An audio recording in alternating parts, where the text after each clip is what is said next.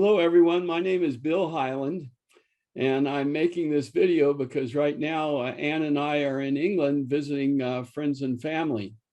Pat Gallagher sent me an email in July saying, "Hey, Bill, we would like you to do a presentation at the Interact conference." And I wrote back and said, "Well, I'll be in England on August 27th." But I get the feeling Kat doesn't give up on things very easily, because if she did, I wouldn't be sitting here doing this video. Anyway, it's a short video, and I don't think it's possible to get everything I really want to say in a short video, but I'm going to give it my best effort. And so hang on to your hats. Here we go. The first program I'd really like to talk about is RYLA. Now, the name is Rotary Youth Leadership Academy or Achievement, or it seems to awards. It seems to change depending on what year you go. Anyway, I was first introduced to RYLA and Rotary through students coming back from RYLA making presentations at my Rotary Club. And I felt, wow, I can't believe so many students would come back and say what a wonderful experience RYLA was for them and how it changed their lives. They just kept coming back and saying that. So I decided I wanted to find out about RYLA firsthand. So I volunteered to be a counselor. And guess what? I came back from RYLA going, wow, this is one of the best leadership programs I've ever went to. And believe you me, I was a high school principal. I went to a lot of leadership programs, but nothing as good as what I consider RYLA. Some of the things that I used to go over with my work groups there, and this is just to give you a touch of what RYLA is about, is as soon as they arrived, we'd get into a group and I'd say, okay, everything in RYLA, nothing is as it seems. So as you're doing your activities, think about what's happening from a leadership point of view and a personal point of view. Because like I said, as soon as you get off that bus, things are going to be happening, and it's fun, interesting. And you look back at these activities and say, gee, I really didn't see it that way at first. The other thing that I present to students is what I call Bill's Genius Maker program.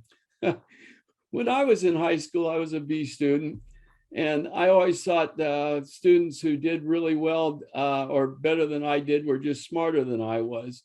Little did I realize until I stumbled upon a study skill in college that changed my whole life. Now, I don't have time to, that's a completely different video if I made one. I don't have time to go through all that, but if you write me at highland.bill@gmail.com, I'll send you a copy of Bill's Genius Maker program if you're interested. Number three thing that I always go over with the students is have you ever heard the phrase, don't be a quitter? I can't tell you how many people I've met in middle age who didn't want to be quitters and ended up stuck in careers that they hate.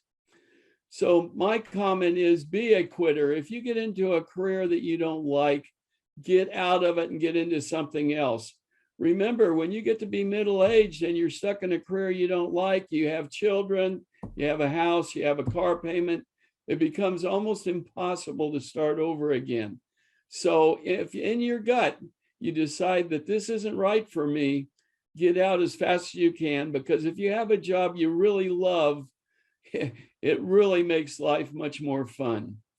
Now, I was doing a little research on RYLA, and I discovered that that we have a video on our Rotary 5180 website that describes RYLA better than I possibly could. And so I'm going to show that for you right now.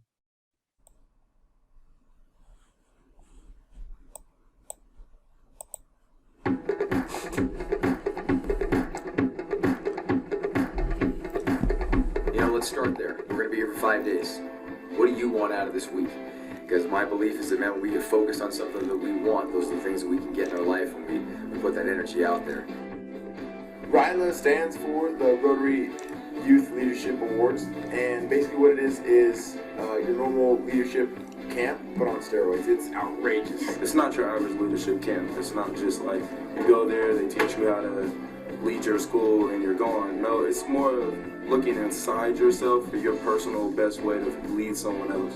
I'm a believer that self-awareness is one of the most powerful tools. It's a light that, man, when that light comes on, when you start taking ownership of the things you do and where you are in your life, that's when change happens, and that's when you can do things and be where you want to be. This is all about just recognizing what you're as, and every one of these profiles, every single one of you get is brilliant. Just exactly the way that you are. Just exactly what you bring to this world, just exactly what you bring, whether your friends, your family, everybody around you, is brilliant. We talked about like the colors of the brain and how the brain works. I've always been like a quieter person, and I always thought that you couldn't lead if you're a quiet person, but learning all that stuff, it kind of like shows you that you don't have to be like loud and forward and stuff to lead people. So they learn to value their differences and work together. And hopefully that all translates to the outside world eventually. Now you're talking about getting over a wall of not believing yourself. When does that start? Now. Now! Why don't you say it like you mean it? When does that start? Now. When does that start? Now. When does it start? Something we like to do with the students is have them smack the wall, state that piece, and then once they get over that wall, make a commitment. What are you going to do differently in your life? What will be different now that that wall is out? Now, obviously, that wall is going to show up again and again, but it's symbolic. If I can face that fear there, I can face it in other places as well. Seeing them now, I had no idea that their lives had so many twists, turns, and challenges. And those same things that they're going through are some things that I went through. Another huge message is stand up. I'm a firm believer that the only way we make change in our world is by people getting out there and making a difference. It's great to sit around and complain, but really, what are you doing when you put yourself out there? And the ironic thing is this. He couldn't feel love because he didn't open up. But he was afraid to open up because he was afraid if he did, they wouldn't love him. See the trap we get into?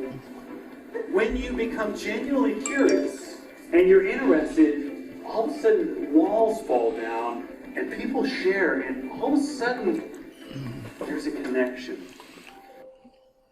I love the bike process. We were talking about the importance of giving to others, giving back.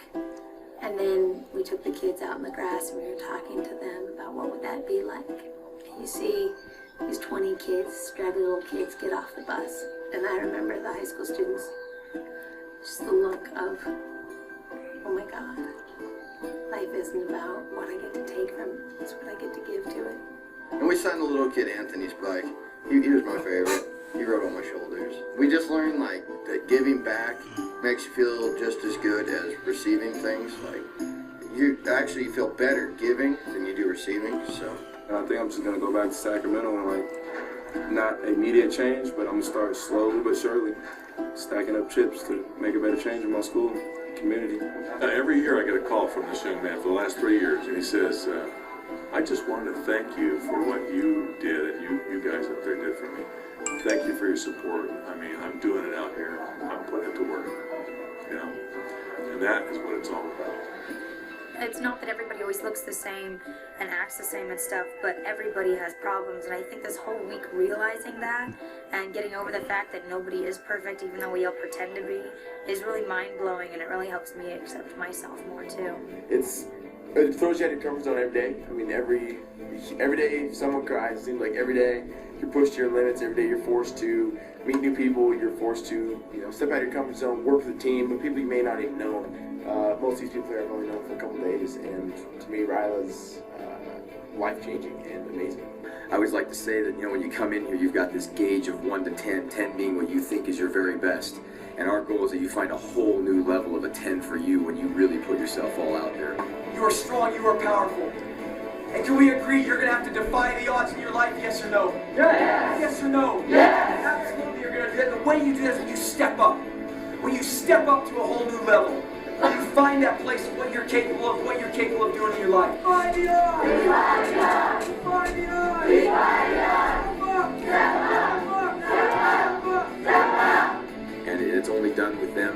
ultimately trust in each other, trust in us, because it's an uncomfortable process, and it has to be, because growth is uncomfortable. That's only going to happen when you get courageous enough to look in the mirror and say, maybe, just maybe, there's a better way for me to do things. I look forward to these 2 weeks all year long. It's just such a great time to put everything aside, and it's so fun. And the connections and the relationships with the students and watching them grow and change and step up, and the realizations they have and the conversations they have about what they're going to do. Breaking that block showed me that they weren't good enough for me. They want to They want to push me to the next people. Then those are the people that I'm going to show my success to. And I'm going to be successful. And I'm going to show my kids what real life is like. And I'm not going to hold them back like they did to me. That's what it was about for me. This isn't just a really happy, fun 5 days. But when they go away from here, they've got some actual tools that they can use. And it's their own tools. It's not a cookie cutter program. I don't want 100 kids to walk out of here with the same thing. That'd be boring and dry, and that's not what we do. I want them to walk out of here with what they wanted to take away from it. They start to realize their own strengths and areas of improvement that they can work on. You know, we can make a difference, but that's the difference. We gotta make it. We can't just say we'll make it. We actually have to do it. So. The reality is, they didn't come here and learn confidence. They didn't come here and learn, passion or discipline but work hard. They always had it inside. I hear a lot of it's a life-changing experience. Well, something that Rochelle and I feel very strongly about. We're not in the life-changing business. We have lives of our own, and that's plenty enough to deal with on our own. Our thing is to lay out a series of challenges and what people choose to do with them. I mean, if it makes some changes in their life, they decide there's some things they're going to do different. Awesome. Yeah, but it's the ones that every kid does it at his own level, where they decide, there's something I can take from here, and I'm going to go do it out there, and I'm going to make myself a better person, which in turn makes people around me better, which in turn makes the entire planet a better place to be.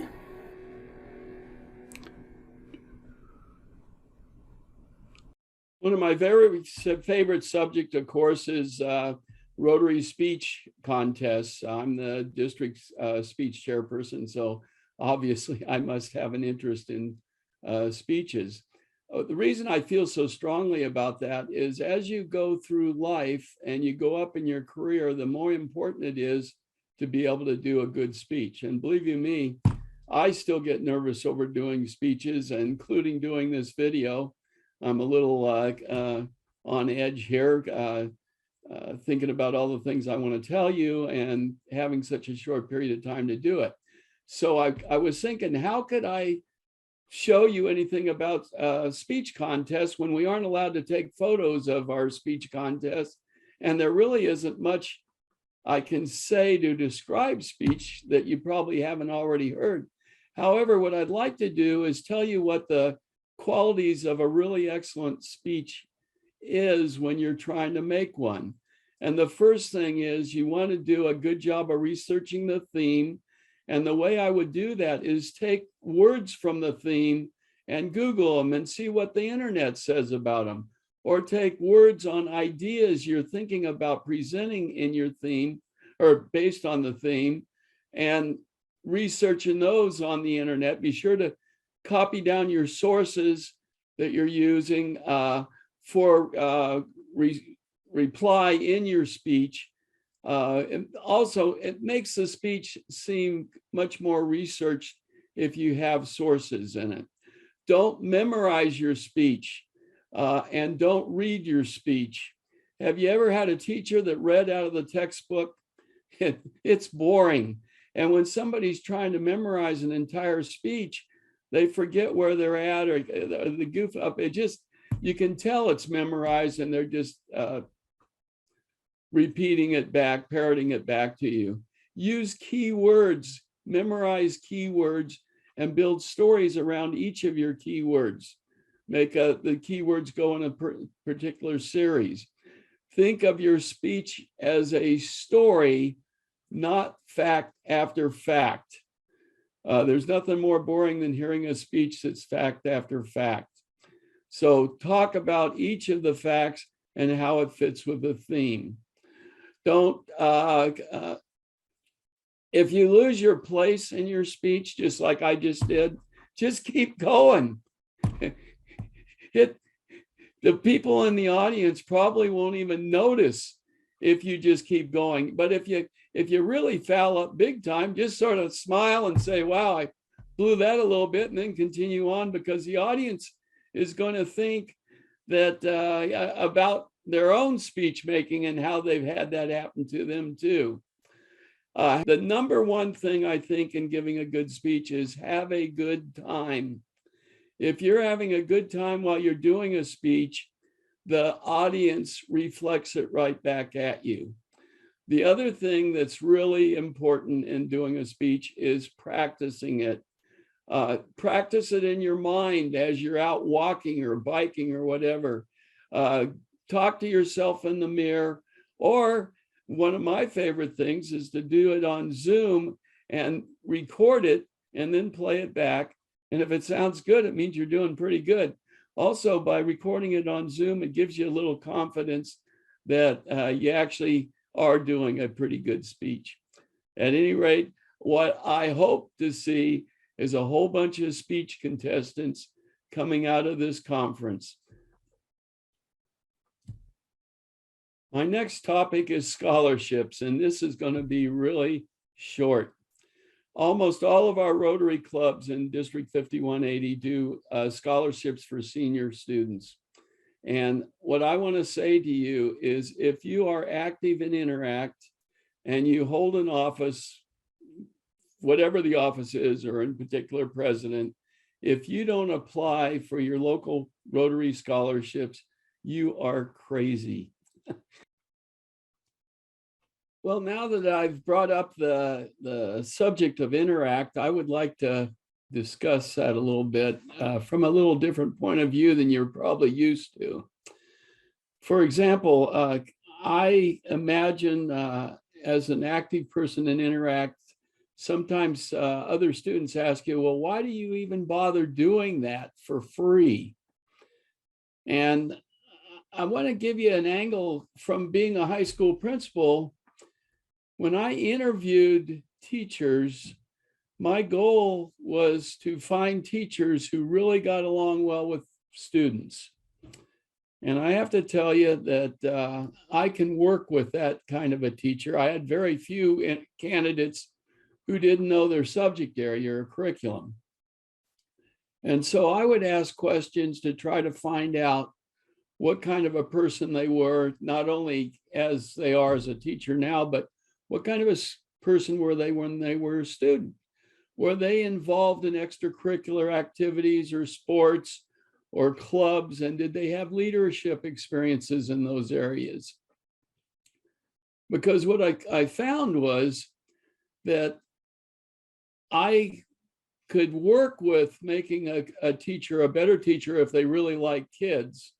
And if they don't like kids and they were an expert in some area, it didn't make much difference, because the kids probably wouldn't like them either. Whatever they put out is reflected right back on them. And so if a person was active in leadership roles in student activities and wanted to help coach in student activities and things like that, I gave them a big step up on the interview.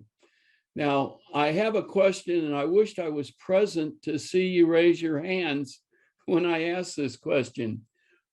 Do you think I would hire a straight A teacher who did nothing but study and was basically what everybody would consider a genius?